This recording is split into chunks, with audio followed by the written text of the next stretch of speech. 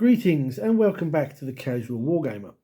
Tonight, let's talk Orkses, Greenskins, the boys. I will warn you, this is about the 6th attempt to do this video in the last day or so. It's just not quite worked out the way I had wanted. So this is my last attempt, so bear with me if it all sorts of goes wrong or what have you. So Orkses.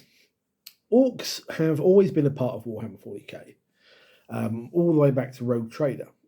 And some of you may be aware that when, at the time of RT's launch, the famous beaky plastic Space Marine box was released. At the same time, there was a metal Space Orks box. And I bought both of them on release day, Games Day 87. And Orks, let's be fair, the models are a little bit different to what they used to be. They're a lot better now, let's be honest. The models that came in that original metal Space Ork box set were very different to what we've got now. Basically, you had a war boss type guy and a load of boys. And the war boss was quite a scrawny looking thing for an orc, really, holding a bolt pistol in one hand and, if I remember correctly, like a curved knife in the other. And his armor was that sort of baseball catches, sort of padding, sort of, like the bum bum bum bum. Whereas the rest of the orcs had this sort of weird World War II German war in the desert sort of look, all sort of hunched over, holding their bolters, but they had those sort of like not peak caps, that's the wrong word, those little square boxy German, tank commander hats. And it all looked a bit weird. At the time, you didn't think anything of it, but looking back on it, compared to what orcs look like now, it was all a bit strange. So tiny, the models as well, really hunched over, even more than they are these days. So yeah, I think the models have come a long way. There wasn't an awful lot of lore for them, particularly back then. I think it took some time for that to manifest. One thing, again, you may or may not be aware of, is that Rogue Trader was a game based very much on sort of like a satire of things at the time. And orcs were no different. That whole way of talking, that sort of yes boss, wah, and all that malarkey, was all based on football hooligans. A little bit of a plague we had in the UK during the 80s, who were kind of portrayed in the media, should I say, as quite a thick skinhead types who went to football matches just to cause trouble and here we go sort of mentality, liked a big scrap and a bit of crumping. And that's where the orc sort of mentality comes from. And although I don't always see it, it's also said that the big boy, Gazgul Thrucker, is named after Margaret Thatcher. I've heard some people sort of say that the Muck Thrucker is Margaret Thatcher, but I can't hear it myself. But apparently that's where the name comes from. And although those original models, as I say, we're not quite what we have now, the rest of the range in RT, in Rogue Trader, isn't so dissimilar from what we have now. War buggies are war buggies, trikes are trikes, killer cans, death dreads, all exactly the same, basically. But they've kind of improved upon them over time, and the lore has crept up a little bit. The whole sort of thing with Orks and the fact they were created by the old ones to fight the Necrons, but they were slightly too good. And they outdid the Eldar.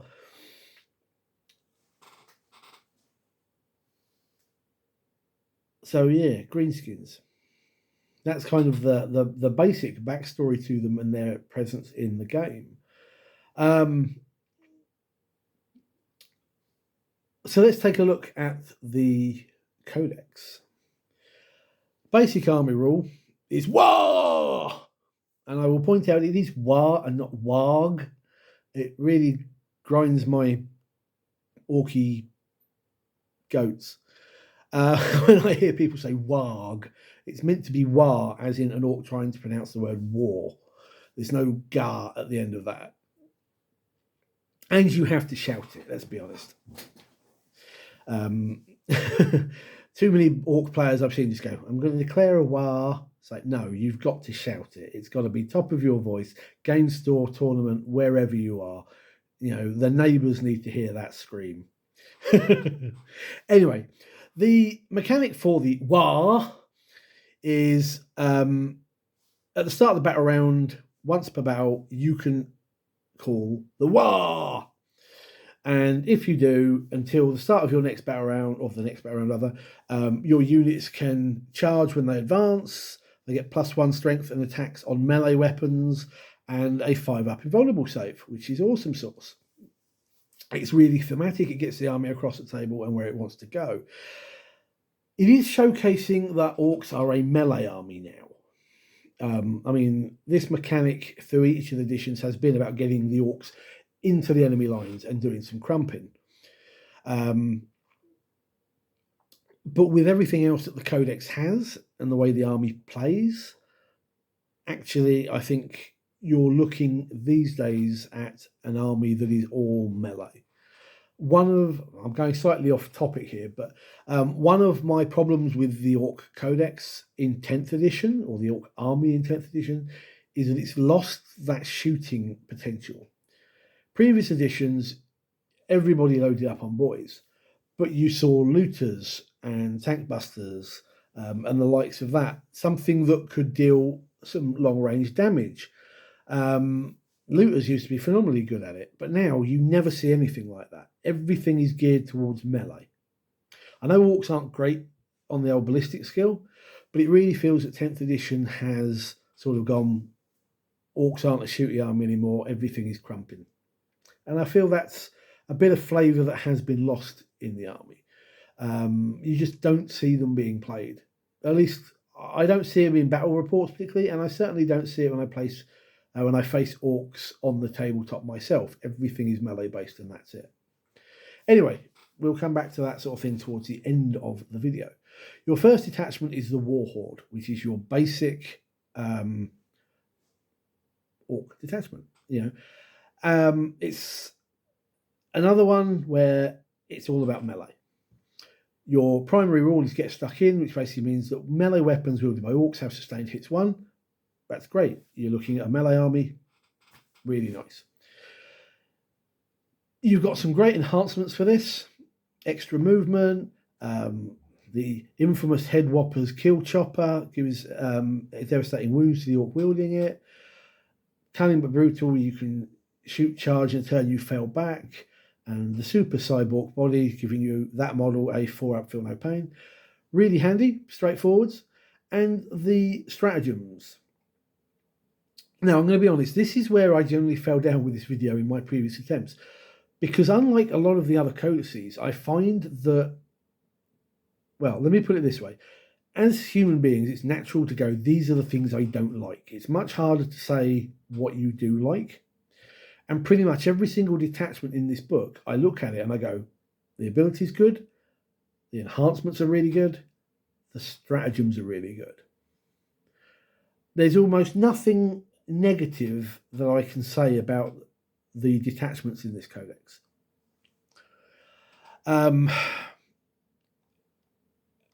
And basically, looking at this one, your stratagems do exactly what you want them to do on the tin.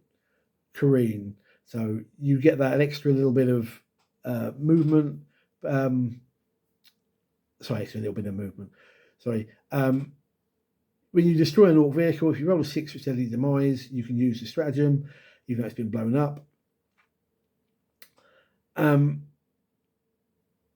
Your unit can make a normal fallback move before its deadly demise is resolved. So that's what I was trying to get to. It runs forward, careens, as it were, and the boys can jump out. You've got abilities like that, stuff that really plays into the melee aspect. There isn't anything here that doesn't work towards that goal. That you wouldn't want to use to get at the enemy lines. all the stratagems are worth the field. And oddly enough, you can see why, because this detachment is basically the only one I ever see people playing. It's not entirely true. Let me just get the name of it because I never remember it.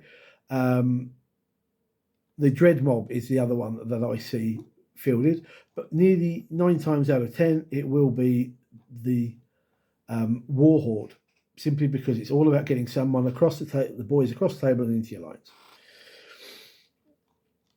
I suppose if there is a negative to this codex, it's that some of the detachments just don't see use, which is I find strange. But Warhorde, really, really good. See why people play it.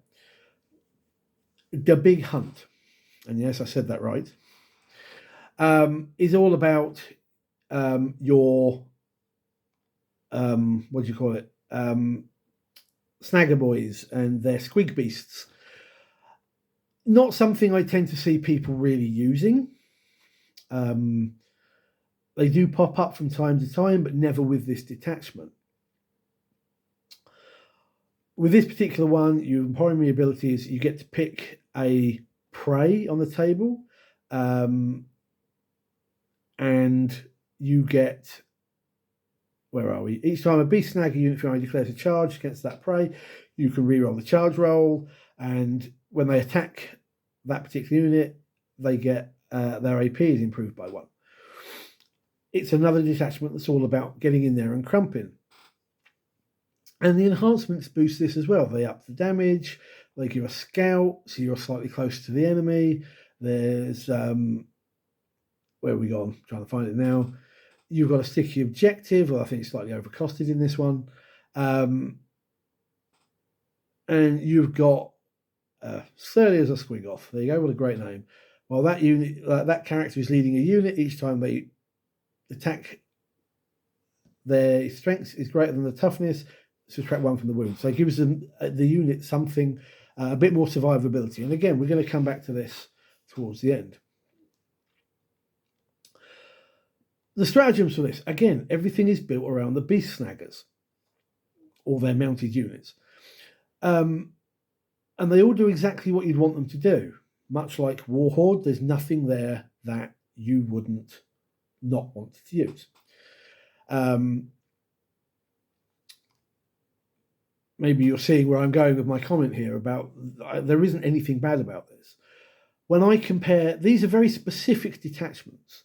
And when I compare them to, say, something like the Space Marine detachments, which I know very, very well, they're designed to be specific, but they're not good enough. The abilities aren't quite good enough. They don't really do what they say on the tin. And there's a lot of stratagems in those detachments which just aren't worth the CP. That's not the case with this. Whoever wrote this one needs to write the next Space Marine Codex. And as well as others. I'm not just picking on Space Marines for that. Everything works well. Now, as I say, you just don't seem to see people playing the Beast Snaggers. I don't know why, but it'd be nice to see that detachment a bit more often. Next up is the Cult of Speed. So this is your vehicles and bikes. Speed Freak units get Adrenaline Junkie, which means they can shoot on a turn in which they advance or fall back. Again, playing very well into the play style of the sort of army it's intended to be. Again, I'm not going to go through it all, but you've got enhancements and stratagems that really play into this, that really that give you the ability to play the detachment and those unit types the way you would want them to. Not a single bad apple in there. Again, I haven't seen people play Speed Freak type armies since 9th edition. It's just not the done deal now. In fact, I don't really see vehicles being played all that often outside of the walkers and aircraft. You don't even see bikes anymore, and bikes used to be a major thing in most Ork lists. You know, Dread Mob is the next one. This one is built around your mech, Ork walkers, and grot vehicles. I have played against this particular one, and it was a list of killer cans backed up by a couple of Death Dreads and Gorkanaut. And it's another list outside of the boys one that seems to get fielded relatively often. People like having things which are slightly harder to take down, but that can hit like a brick. Your ability on this one is called Try That Button. So when a mech, orc walker, or grot vehicle is selected to shoot or fight, you roll a dice and see what button they press, and you could get sustained hits 1, lethal hits, or if you score a critical wound, the AP is increased by 2. It's really, really good. And Gretchen get the battle line keyword for that particular detachment. It's a very nice detachment. Again, it's very tough to deal with if you haven't got the right units. But it's fun. It's fun to play. All orc lists are fun to play against in one way or another. Yeah. Green Tide. This is your next one. Mob mentality. This is all about boys. So again, we're looking at something that's very specific. In this particular one, your boys have a 6-up invulnerable save. If the boys unit is 10 or more, it's a 5-up invulnerable save. I find this slightly odd because Games Workshop don't seem to like horde armies anymore, and orcs are always a horde army. It really seems to me that these days they want you playing small-sized squads, lots of MSU as they call it, rather than big hordes. Even tyrannies don't get away with playing big hordes anymore. So it kind of seems odd that this one tries to make you play the larger squads. But I suppose that's the Green Tide for you. Your enhancements on this, again, they all focus into melee. We're going through this and there hasn't been a single thing that really plays into a shooting orky list. You see where I'm going? Again, it's difficult to say anything because the stratagems are perfect for what they are, appropriately costed and quite balanced. Bully Boys is your detachment for knobs and mega knobs. I've faced this on a few occasions. I have a friend that really likes to play with mega knobs, backed up by some Gretchen on his own objective, CP farming, backed up by a plane or two, backed up by killer cannons, left reds, and at least one Gorkanaut. In this particular detachment called The Boss is Watching, your special ability, The Boss is Watching, I got that the wrong way around. Start of a battle round which was not called a war. Yeah, I said it talkily wise, never mind. If you have one or more war bosses on the table or embarked in your transport on the table, you can declare this for a second time in the battle. And when doing so, it only counts as having been called for the war boss knobs and mega knobs in your army. But as you're going to be playing them, that's the way to go. It's a nice detachment again. It's very hard. Mega knobs are quite difficult to deal with, I find.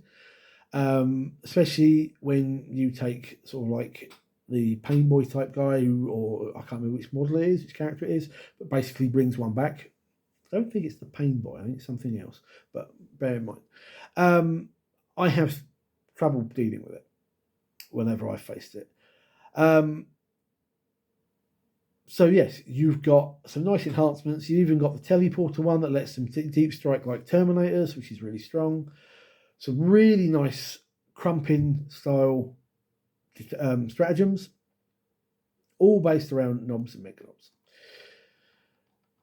Okay, as I said, the trouble I had when trying to do this video was going, well, there isn't a bad thing I can say against any of these detachments. And normally I have something that I can rail against, as it were. And these don't have it. These are really well done detachments that they've picked what they want them to do, what units they want you to play, what style of orc play, and they give you it and then let you go. So I can't fault this at all. So what are my grumbles about the orc army? And unfortunately, I've got to be honest and say, I feel like a bit of a hypocrite when I talk about this, because my biggest complaint about orcs, and this isn't just 10th, this goes back to 9th. And this is where I feel like a hypocrite. Orks should not be toughness 5. Orks should be toughness 4. They're not tougher than Marines. Don't listen to the nonsense. They're not tougher than Marines. They should be toughness 5, but they should be 2 wounds. They should be toughness 4. Sorry, I'll get that right. But they should be 2 wounds. I think the extra point of armor save is good because it does save you being wiped out by lots of, say, bolter fire or some small arms fire at -1 AP. But do you know how difficult it is for basic infantry types to deal with that? All right, for a lot of things where it's strength 3 weapons, 4 or 5 doesn't make a lot of difference. But I know as a Marine player, and this is why I feel a little bit of a hypocrite again, I feel that now with a lot of the stuff that I field, and I tend to go for heavy intercessors over the basic ones, wounding on 4s is okay. But it should be a little bit easier than that. If I take intercessors, I'm wounding on 5s and I struggle. Now, why do I say hypocritical? Because one, I'm not going, well, I want to be killing orcs. So some people out there are going to go, well, it's only because you are losing games and you want to beat orcs. Well, partly, yes. The other reason is, as I said, I tend to play a lot of heavy intercessors. My armies tend to be gravis-based, which are toughness 6 and 3 wounds. And people must struggle against killing my guys. Doesn't seem to work that way. My Marines tend to fall over like a paper bag in a slight breeze.